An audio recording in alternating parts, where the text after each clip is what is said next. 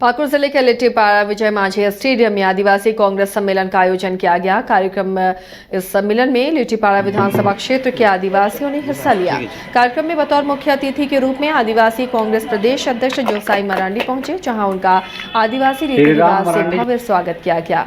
दरअसल लिट्टीपाड़ा विधानसभा में कांग्रेस को मजबूत करने को लेकर ये कार्यक्रम की गई थी। आदिवासी कांग्रेस प्रदेश अध्यक्ष ने कहा कि लिट्टीपाड़ा में कांग्रेस मजबूत हो, इसे लेकर ये कार्यक्रम हुआ है। उन्होंने कहा कि कार्यकर्ता की कमी के कारण ही कांग्रेस की कल्याणकारी योजनाओं को गांव-गांव तक नहीं पहुंचा पाते हैं, इसलिए इस तरह के आयोजन जरूरी हैं। हमारे राष्ट्रीय अध्यक्ष मल्लिकार्जुन खड़गे, हमारे प्रभारी आदरणीय अविनाश पांडे जी, जेपीसीसी के प्रेसिडेंट राजेश ठाकुर जी के निर्देशानुसार हम लोग आज गांव-गांव तक, पंचायत स्तर तक पहुंच रहे हैं।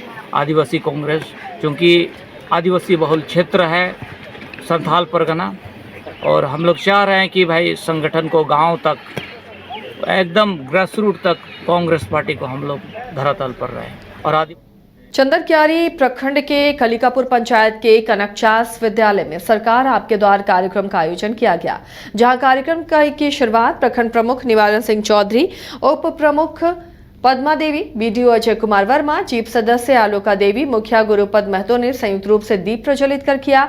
वहीं शिविर शुरू होते ही अबू आवास पेंशन योजना, JSLPS, मनरेगा समेत विभिन्न योजनाओं के लाभ से लाभान्वित होने के लिए ग्रामीणों की लंबी कतार देखने को मिली। इस मौके पर प्रखंड प्रमुख के गृह पंचायत कलिकापुर में चंदनक्यारी प्रखंड के लिए प्रतिनियुक्त नोडल पदाधिकारी, चंदनक्यारी अंचलाधिकारी और PHC बरमसिया के प्रभारी मौजूद नहीं थे, जिससे प्रमुख भी नाराज दिखे।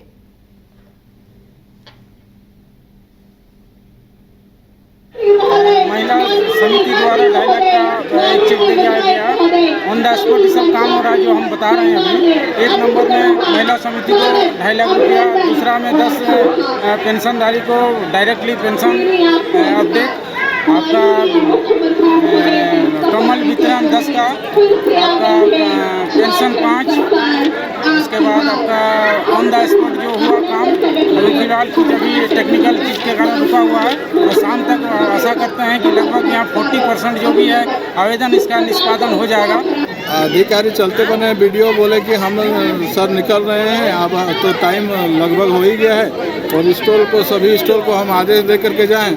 लेकिन मैं वीडियो साहब को कहूँगा कि वो आते हैं, लेकिन मैं अंचल अधिकारी से अभी तो हमारे 2 ही बज रहे हैं, तो 2 ही बजे जाने का कौन सा समय अवधि होता है? सरकार ने तो ऐसा कोई गाइडलाइन जारी नहीं किया। कुछ भी प्रखंड में कुछ काम है, अब हमको बोल के गए हम लोग 4 बजे तक रहेंगे, और जो भी फॉर्म होगा उसको जमा करेंगे। और ब्लॉक स्तर से हम तो सख्त हिदायत दिए हैं कि जितने भी अंचल से कर्मी हो या प्रखंड से कर्मी 100% जितने भी।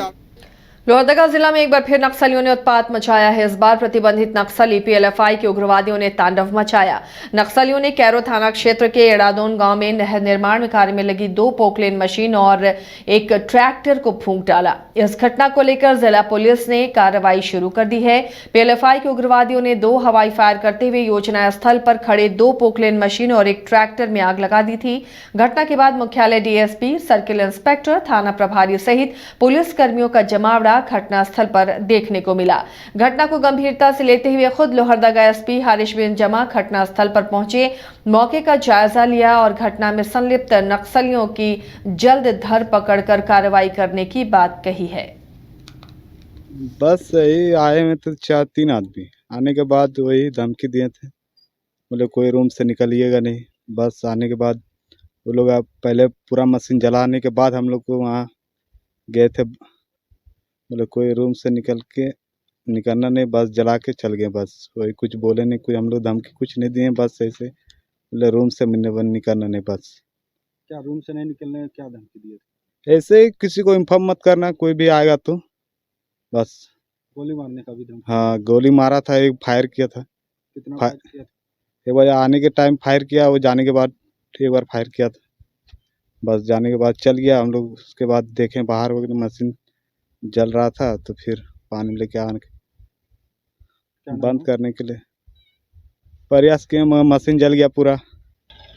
कल रात यहाँ पे एक घटना हुई है जिसमें कि ये जो निर्माण कार्य चल रहा है उसमें एक पोकलेन को जलाया गया है, एक पोकलेन और एक ट्रैक्टर को जलाने का प्रयास किया गया है। तो प्रारंभिक जो घटनास्थल है उसको देखा गया, उसका मुआयना किया गया है। अभी इस पर FIR कर लिया गया है, इसकी अग्रतर कार्रवाई की जाएगी। जल्द से जल्द अपराधी।